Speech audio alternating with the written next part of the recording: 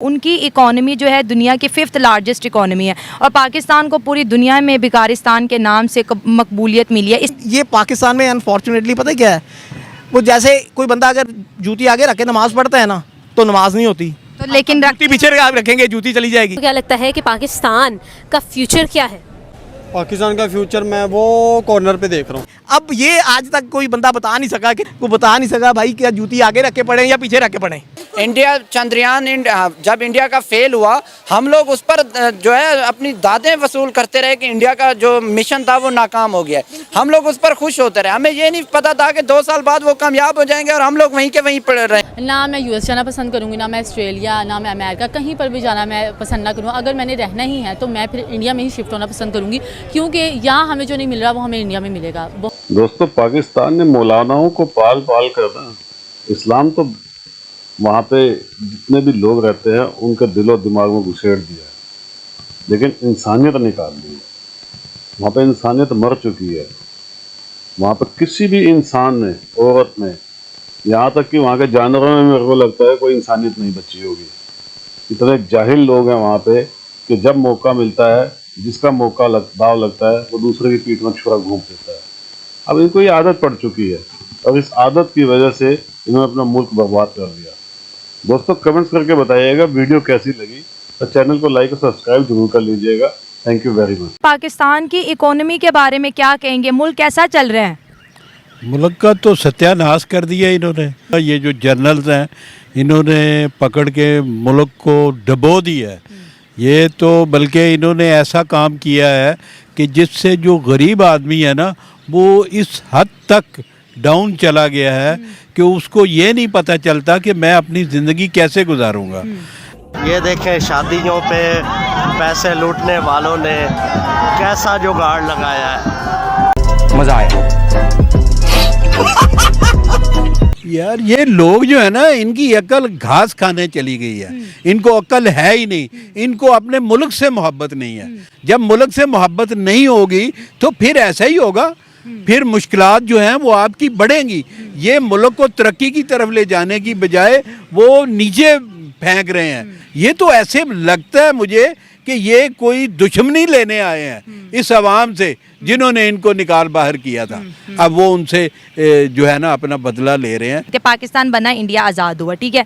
वो अपना 76वां आज़ादी का दिन मना रहे हैं और हम भी मना रहे हैं। उनकी इकॉनमी जो है दुनिया की 5th लार्जेस्ट इकॉनमी है और पाकिस्तान को पूरी दुनिया में भिखारिस्तान के नाम से मकबूलियत मिली है। इस पर पाकिस्तानी अवाम क्या कहेगी? जब हमने देखे, सबसे पहले जो हमें जिस चीज़ की ज़रूरत है ना, वो हमें ज़रूरत इस चीज़ की है कि हमने अपने आप को देखना है कि हम कहाँ पे अपने आप को दुरुस्त कर सकते हैं। क्योंकि जब आप खुदा न खास्ता देखें, आप मस्जिद में भी जाते हैं ना तो जाते साथ आपने सबसे पहला जो काम करना है, सुनारियो ये है कि आप अल्लाह के सामने भी कहते हैं या अल्लाह मैं मुजरिम हूँ तेरा। हम तो मस्जिद से भी जूतियाँ चुरा लेते हैं। नहीं तो वो यही तो मैं कह रहा हूँ कि ये पाकिस्तान में अनफॉर्चुनेटली पता है क्या है, वो जैसे कोई बंदा अगर जूती आगे रखे नमाज पढ़ता है ना तो नमाज नहीं होती, तो लेकिन जूती पीछे रखेंगे जूती चली जाएगी। अब ये आज तक कोई बंदा बता नहीं सका, कितने कितने बड़े फिलोसोफर माशाल्लाह बैठे हुए हैं, वो बता नहीं सका भाई क्या जूती आगे रख के पड़े या पीछे रख के पड़े। इंडिया मून पे चला गया, हम अभी तक अपनी जूतियों की हिफाजत नहीं। देखें, बात पता है क्या है, गुजारिश ये है कि आप अगर इन सारी चीज़ों का जायज़ा लेना बगौर, तो दुख की बात है। ये सारी बातें अनफॉर्चुनेटली दुख के साथ कहनी पड़ती हैं, लेकिन मजबूरी है भाई। जो आपके सामने हो रहा है, जो हालात हैं माशरे के, हम किस तरफ जा रहे हैं, ये कहते हैं जिस माशरे में एहसास ख़त्म हो जाए ना, वहाँ पे किसी दूसरी अजाब की ज़रूरत ही नहीं है। और अनफॉर्चुनेटली हमारे माशरे में सारा अजाब जो है एहसास का है। एहसास तो ख़त्म हो गया। यहाँ हमारे सामने एक बंदा मर रहा होगा, हम उसको उठाएंगे नहीं। इंडिया ने किस फील्ड में किस कंट्री को बीट नहीं किया। आप आईटी सेक्टर देख लें, आप उसका इंडिया की एक्सपोर्ट्स देख लें, आप उसके साथ साथ इंडिया का जो डेवलपमेंटल मॉडल है, इंडिया का इंफ्रास्ट्रक्चर है, कोई एक आप इंडिया का प्रोजेक्ट देख लें, इंडिया ने किस प्रोजेक्ट में किस कंट्री को बीट नहीं किया। इंडिया चंद्रयान जब इंडिया का फेल हुआ हम लोग उस पर जो है अपनी दादें वसूल करते रहे कि इंडिया का जो मिशन था वो नाकाम हो गया। हम लोग उस पर खुश होते रहे, हमें ये नहीं पता था कि 2 साल बाद वो कामयाब हो जाएंगे और हम लोग वहीं के वहीं पड़ रहेंगे। हम आज भी वहीं पर हैं, उनका मिशन कामयाब हो गया। अब हमारी सफ़ों में जो है वो खलबली मची हुई है, सफ़े मातम बिछी हुई है कि इंडिया जो है वो आसमान तक चला गया। हम लोग अभी तक यहीं पर हैं, हमारे साथ कुछ नहीं हुआ। हम तो ज़मीन पर ही तरक्की नहीं कर सके, आसमान पर जाना तो बहुत दूर की बात।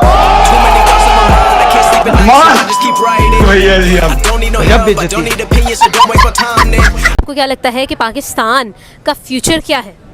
पाकिस्तान का फ्यूचर मैं वो कॉर्नर पे देख रहा हूँ। लास्ट सिचुएशन बनी हुई है, तरक्की करने के बजाय कंपनियां गिराई जा रहा है, कुछ चीज़ें वगैरह मैन्युफैक्चर चीज़ें बंद हो गई हैं, इकोनॉमीज़ में फ़र्क आ गया, ठीक है, एजुकेशन में फ़र्क आ गया, शोबिज़ में फ़र्क आ गया, हर इंडस्ट्री तो गिर चुकी है।